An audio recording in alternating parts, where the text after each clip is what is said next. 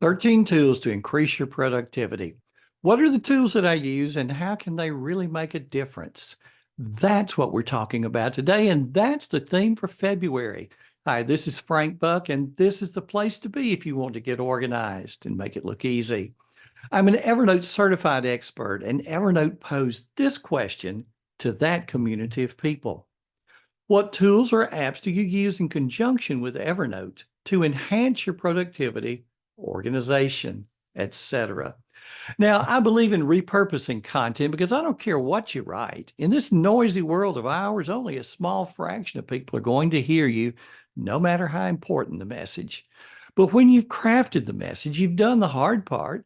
Instead of one and done, repeat that message to different audiences. That's what we're going to do for you right here, right now. Here's my response to the question. First is remember the milk for tasks and projects. Those are the actionable things in my life.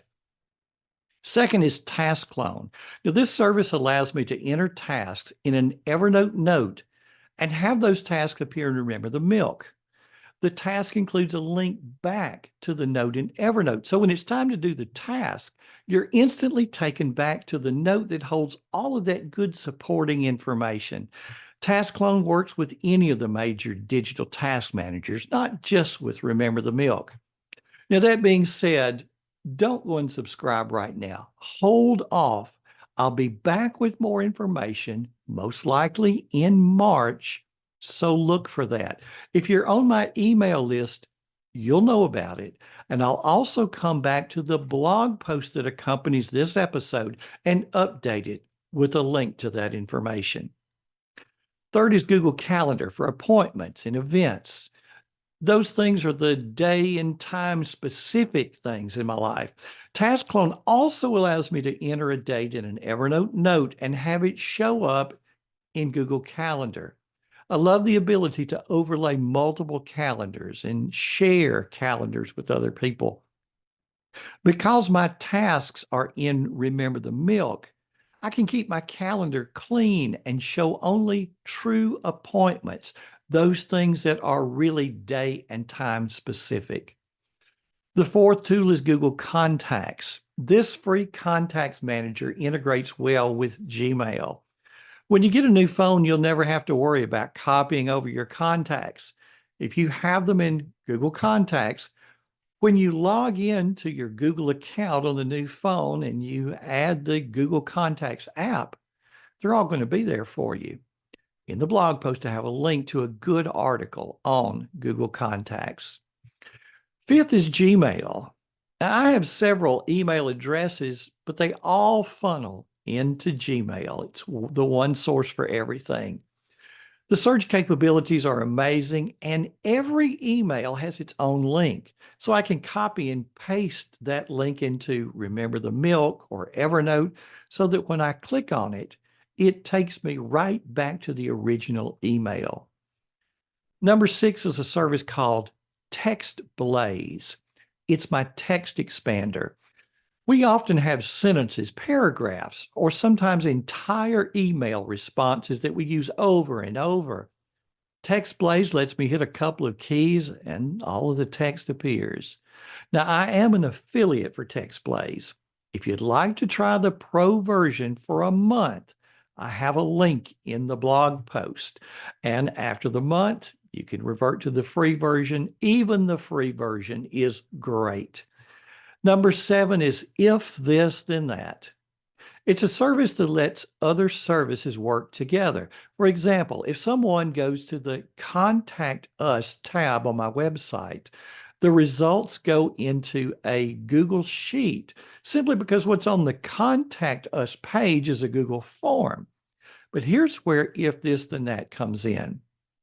I have an applet, as it's called in If This Then That, that says, if a line is added to that particular spreadsheet, then create a new note in Evernote. Certain fields from that spreadsheet, I build those into the applet to tell If This Then That what information it should put in that note, such as the field for the person's name, their phone number, their email address, and the message that they've left for me. It also inserts for me a set of questions that I routinely ask when I contact the person. A second applet creates a new task in Remember the Milk, puts the person's name in the task along with their phone number, gives the task a date of today, assigns a priority of high, and tags it phone.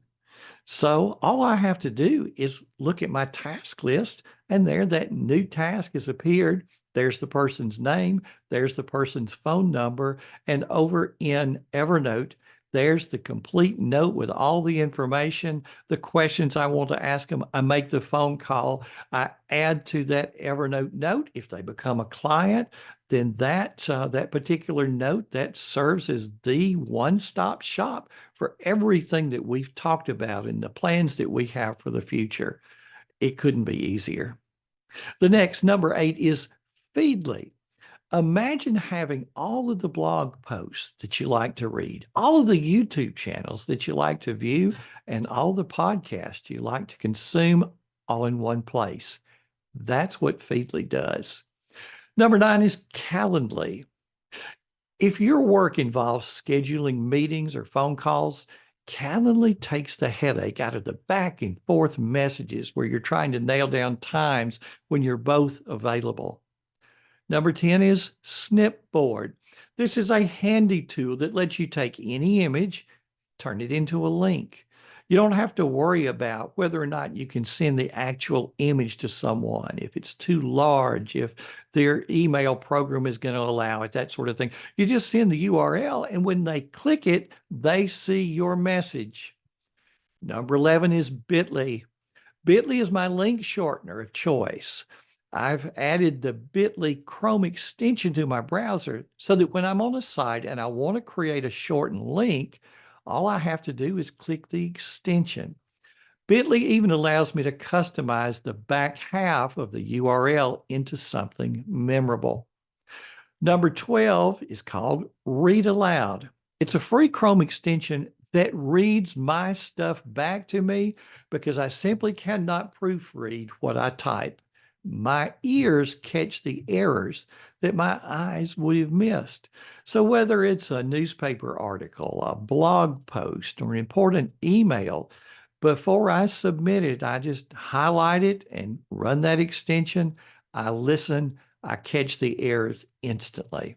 And rounding out this list is a Chrome extension called Library Extension. Think about the last time you were viewing a book on Amazon, and before you bought the book, you wanted to see if your local library had it. Library Extension automatically loads into a little sidebar on the right and shows you the availability of the book in your local libraries of choice. The extension also works with other websites such as Goodreads.